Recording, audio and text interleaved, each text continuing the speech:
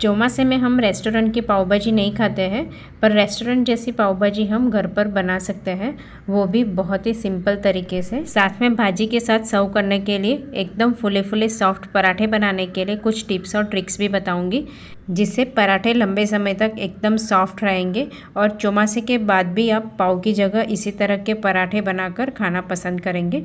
तो चलिए देखते हैं कैसे बनाते हैं। जय जिनेंद्र सभी को। तो चलिए आज की मज़ेदार रेसिपी शुरू करते हैं।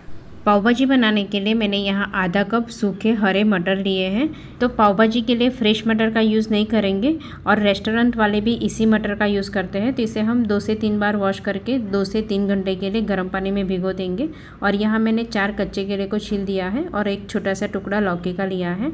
अब हमें कुकर में बॉईल करने के लिए पहले भिगाए हुए मटर ऐड कर देंगे और कच्चे केले के टुकड़े करके इसे भी ऐड करेंगे और लौकी के टुकड़े भी ऐड कर देंगे। और इसमें 2 से 2.5 कप पानी ऐड करेंगे, यानी सारी सब्जी पानी में डूब जाए उतना पानी हमें ऐड करना है।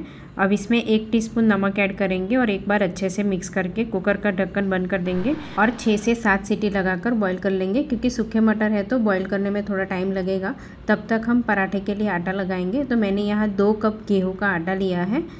अब आटे को हम एक बार मिक्स कर लेंगे और बीच में थोड़ा सा गैप भी कर लेंगे और साइड में हम आधी टीस्पून नमक ऐड करेंगे और बीच में आधी टीस्पून चीनी ऐड करेंगे। 3 से 4 चम्मच घी भी ऐड करेंगे। तो घी की जगह आप ऑयल का भी यूज़ कर सकते हो। और आटा लगाने के लिए मैंने यहाँ आधा कप दूध को गर्म करने के लिए रख दिया है। दूध हल्का गर्म हो जाए तब इसमें हम 1 से 2 चम्मच दही ऐड करेंगे। तो ये दही रूम टेम्परेचर वाला यूज़ करेंगे। तो दूध में हल्का उबाल आ जाए तब हम थोड़ा थोड़ा दही ऐड करेंगे, एक साथ में दही ऐड नहीं करना है। और दही भी बिल्कुल खट्टा नहीं होना चाहिए। तो इसी तरह हम थोड़ा थोड़ा दही ऐड करते जाएंगे।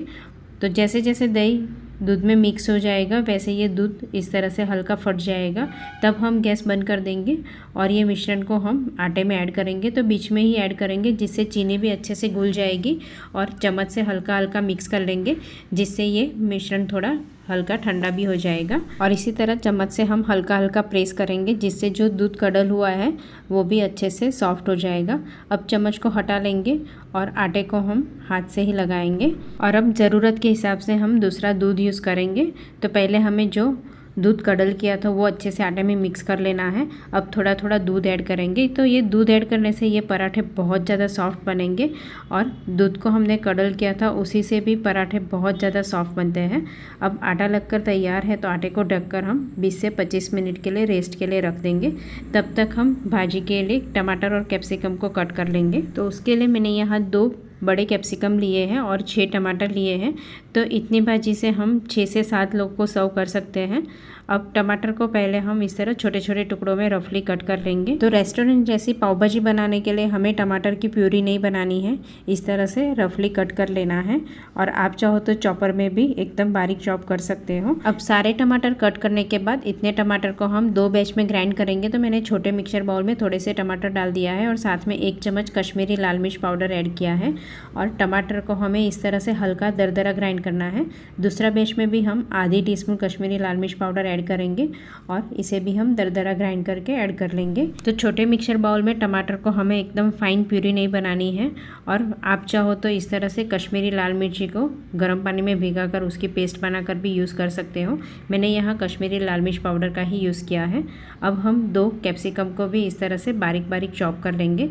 तो देखिए यहाँ मैंने दोनों कैप्सिकम को एकदम बारीक चॉप कर लिया है। अब भाजी बनाने के लिए कढ़ाई में 1 टेबलस्पून ऑयल और 2 से 3 चम्मच घी ऐड करेंगे। तो हम बटर का बिल्कुल यूज़ नहीं करेंगे। 1/4 टीस्पून जीरा और 1/4 टीस्पून हल्दी पाउडर ऐड करेंगे और एक बार मिक्स कर लेंगे। और सबसे पहले हम कैप्सिकम ऐड करेंगे और कैप्सिकम को हम 2 से 3 मिनट के लिए मीडियम फ्लेम पर चम्मच से चलाते हुए हल्का सौते करेंगे। बहुत ज़्यादा पकाना नहीं है। अब साथ में आधी टीस्पून नमक ऐड करेंगे और अच्छे से मिक्स करेंगे, जिससे कैप्सिकम में नमक का टेस्ट भी आ जाएगा और हल्का सॉफ्ट भी हो जाएगा। अब इसमें टमाटर और कश्मीरी लाल मिर्च की जो हमने पेस्ट बनाई थी वो ऐड करेंगे और अच्छे से मिक्स करेंगे। तो पाव भाजी के लिए कश्मीरी लाल मिर्च का ही यूज़ करेंगे, जिससे पाव भाजी का कलर बहुत अच्छा आएगा। साथ में हम 1 टीस्पून पाव भाजी मसाला ऐड करेंगे और अच्छे से मिक्स करेंगे। तो घर पर पाव भाजी मसाला कैसे बनाना है वो भी आप मेरी चैनल पर देख सकते हो। अब ढककर हम 3 से 4 मिनट के लिए अच्छे से पका लेंगे। और देखिए यहाँ कुकर की सीटी भी लग चुकी है और हल्का ठंडा होने के बाद ढक्कन खोल लेंगे और हम चेक कर लेंगे। तो इसमें कच्चा केला और लौकी तो अच्छे से पक जाएगी, तो सिर्फ मटर को ही चेक करना है। तो देखिए मटर भी अच्छे से बॉईल हो चुके हैं। अब इसे हम मैशर की मदद से अच्छे से मैश कर लेंगे। अगर मटर अच्छे नहीं पके हैं तो आप वापस 1 से 2 सीटी लगा लेंगे। और देखिए यहाँ सारा अच्छे से मैश कर लिया है। आपको पाव भाजी में जितना मैश चाहिए उस हिसाब से एकदम मैश करेंगे यार। हल्का खड़ा चाहिए तो आप उस हिसाब से कम मैश करेंगे। और 3 से 4 मिनट में देखिए यहाँ टमाटर और कैप्सिकम भी अच्छे से पक गए हैं और कलर भी बहुत अच्छा है। तो एक बार हम मैशर की मदद से कैप्सिकम और टमाटर को इस तरह से मैश कर लेंगे। अब जो हमने कुकर में सब्जियां मैश करके रखी थी वो सारी सब्जियां को हम ऐड कर देंगे और अच्छे से मिक्स करेंगे। तो हमें पानी की तो ज़रूरत नहीं पड़ेगी। अगर गाढ़ी हो जाती है तो आप पानी ऐड कर सकते हो, क्योंकि हमने बॉईल करने वक्त ही पानी अच्छे से ऐड कर दिया था। अब इसमें 1 टीस्पून नमक, 1 टीस्पून पाव भाजी मसाला, 1 टीस्पून कश्मीरी लाल मिर्च पाउडर और थोड़ा सा नींबू का रस निचोड़ देंगे और एक बार मैशर की मदद से अच्छे से मैश कर लेंगे, जिससे टमाटर, कैप्सिकम और सारी सब्जियां अच्छे से मिक्स हो जाएगी। तो इस तरह से भाजी में सूखे मटर ऐड करने से ये भाजी बिल्कुल चिकनी नहीं बनेगी। भाजी में से पानी भी नहीं छूटेगा, यानी पतली नहीं बनेगी, अच्छे से बाइंडिंग आ जाएगा। तो देखिए सब अच्छे से मिक्स कर लेंगे और भाजी को हम 4 से 5 मिनट के लिए अच्छे से उबाल देंगे।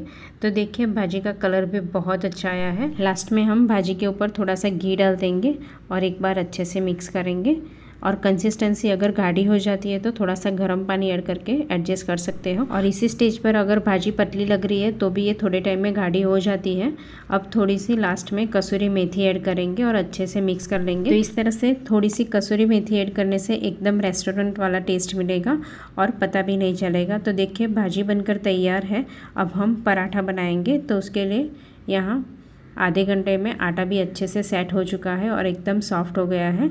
थोड़ा सा घी डाल देंगे और आटे को एक बार चिकना करके अच्छे से मसल देंगे, जिससे आटा और भी अच्छे से स्मूथ हो जाएगा। अब इसमें से हम थोड़ी बड़ी साइज़ की लोई ले लेंगे और इसे हम सूखे आटे में रोल करके फिर बेल देंगे। और ये पराठे हम थोड़ी छोटी साइज़ के बनाएंगे और मोटे बनाएंगे, जिससे ये भाजी के साथ बहुत ज़्यादा टेस्टी लगेंगे। तो देखिए इस तरह से हम रोटी के जैसे पहले बेल देंगे, फिर ऊपर हम थोड़ा सा घी स्प्रेड करेंगे और हल्का सूखा आटा भी छिड़क देंगे और फिर इसे फोल्ड करेंगे। तो हम ये पराठे स्क्वायर शेप के बनाएंगे। तो दोनों बाजू से हम इस तरह से फोल्ड कर लेंगे और वापस हम थोड़ा सा घी डाल देंगे और सूखा आटा छिड़क देंगे। तो इस तरह से सूखा आटा और घी स्प्रेड करने से पराठे बहुत ज़्यादा अंदर तक सॉफ्ट बनेंगे। अब इसे हम फोल्ड करने के बाद वापस सूखे आटे में रोल करके बेल देंगे। तो बहुत ज़्यादा पतले पराठे नहीं करेंगे, इस तरह हम थोड़े मोटे बनाएंगे। और ये आटा हमने दूध से लगाया है तो ये पराठा बहुत ज़्यादा सॉफ्ट बनते हैं। अब इसी तरह हम दूसरे पराठे भी बेल कर फोल्ड कर लेंगे और फिर हम एक साथ में 2 से 3 पराठा रोस्ट करेंगे। क्योंकि ये पराठे छोटी साइज़ के हैं तो तवे पे हम एक साथ में 3 से 4 पराठा रोस्ट कर सकते हैं। तो हम 3 से 4 पराठा बेल कर फोल्ड कर लेंगे और फिर एक साथ में ही रोस्ट करेंगे।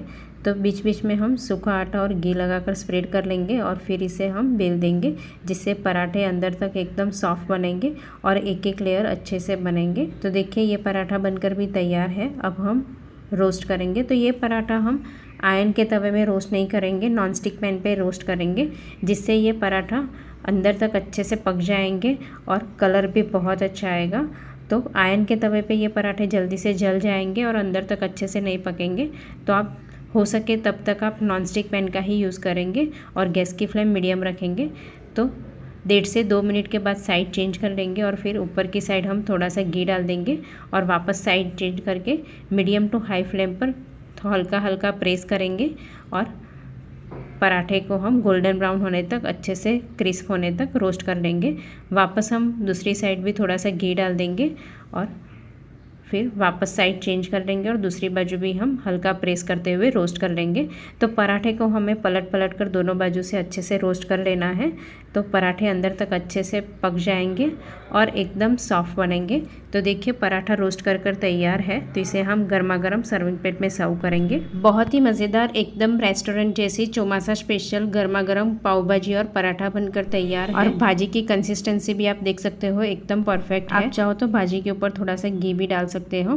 गर्मा गर्म एकदम सॉफ्ट पराठा भी सर्व करेंगे और साथ में टमाटर की स्लाइस सर्व करेंगे। आप चाहो तो पापड़ भी सर्व कर सकते हो। बहुत ही टेस्टी कॉम्बो भाजी पराठा को चौमासा में डिनर के लिए एक बार घर पर जरूर ट्राई करना। Thank you.